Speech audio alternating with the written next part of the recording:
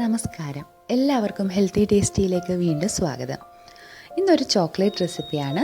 3 ചേരുവകൾ ഉപയോഗിച്ചിട്ട് നല്ല ഹെൽത്തി ആയിട്ടുള്ള ഒരു ഫഡ്ജ് നമുക്ക് തയ്യാറാക്കിയെടുക്കാം.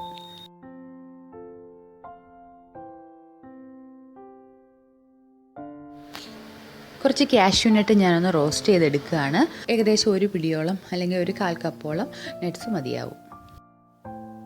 ഇഷ്ടമുള്ളത് നിങ്ങൾക്ക് ചേർത്ത് കൊടുക്കാം. കാഷ്യൂനട്ടോ പീനട്ടോ അല്ലെങ്കിൽ ബദാമോ എന്ത് വേണമെങ്കിലും നിങ്ങൾക്ക് ചേർത്ത് കൊടുക്കാം. അതൊന്ന് റോസ്റ്റ് ചെയ്തെടുക്കാം. 5 മാരിഗോൾഡ് ബിസ്ക്കറ്റ് എടുത്തിട്ടുണ്ട്. അധികം മധുരം ഇല്ലാത്ത ബിസ്ക്കറ്റ് ആയതുകൊണ്ടാണ് ഇത് എടുത്തത്. നിങ്ങൾക്ക് ഈ ഫഡ്ജിന് നല്ല മധുരം വേണമെന്നുണ്ടെങ്കിൽ ഇതിലേക്ക് നമ്മൾ പഞ്ചസാര ചേർക്കുന്നില്ലല്ലോ, അതുകൊണ്ട് നല്ല മധുരമുള്ള ബിസ്ക്കറ്റ് ചേർത്ത് കൊടുക്കാം. ഞാനിപ്പോൾ 5 എണ്ണമാണ് എടുത്തിരിക്കുന്നത്.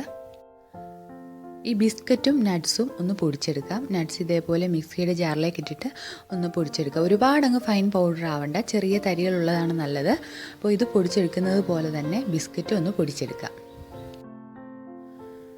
ഞാനിവിടെ ഒരു 100 ഗ്രാം ഡാർക്ക് ചോക്ലേറ്റ് എടുത്തിട്ടുണ്ട്. ഡാർക്ക് ചോക്ലേറ്റിൻ്റെ കോമ്പൗണ്ടാണ് എടുത്തിരിക്കുന്നത്. അത് ചെറിയ കഷ്ണങ്ങളായിട്ടോ അല്ലെങ്കിൽ ഒന്ന് ഗ്രേറ്റ് ചെയ്തിട്ടോ എങ്ങനെയാണെങ്കിലും ഒരു പാത്രത്തിലേക്ക് ഇടുക.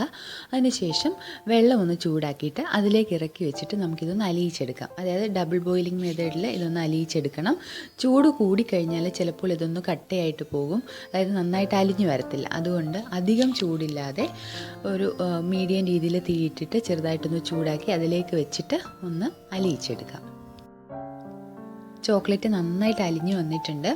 അപ്പോൾ ഇനി ഇതിലേക്ക് നമ്മൾ ആ പൊടിച്ചു വെച്ചിരിക്കുന്ന ബിസ്ക്കറ്റും അതുപോലെ നട്ട്സും ചേർത്ത് കൊടുക്കാം. അതിനുശേഷം നന്നായിട്ട് ഇളക്കി കൊടുക്കുക.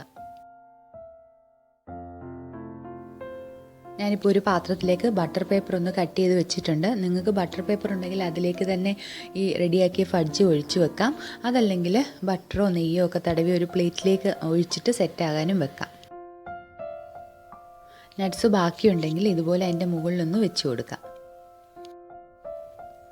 ഇതിനി ഒരു 10-15 മിനിറ്റ് നമുക്ക് ഫ്രീസറിലേക്കൊന്ന് വെക്കാം. പെട്ടെന്ന് തന്നെ സെറ്റായി വരും. കാരണം ഡാർക്ക് ചോക്ലേറ്റ് ആണല്ലോ, അതുകൊണ്ട് തണുപ്പ് അടിക്കുന്ന സമയത്ത് തന്നെ അത് പെട്ടെന്ന് സെറ്റായി വരും.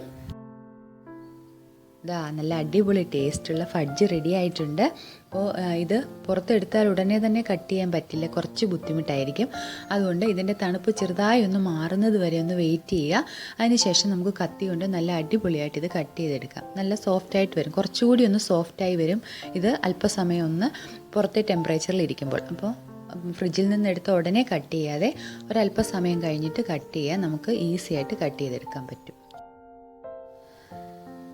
ചോക്ലേറ്റ് ഇഷ്ടമുള്ളവർക്ക് ഉറപ്പായും ഇഷ്ടപ്പെടുന്ന ഈസി ആയിട്ട് ചെയ്യാൻ പറ്റിയ ഒരു ഫഡ്ജാണ്.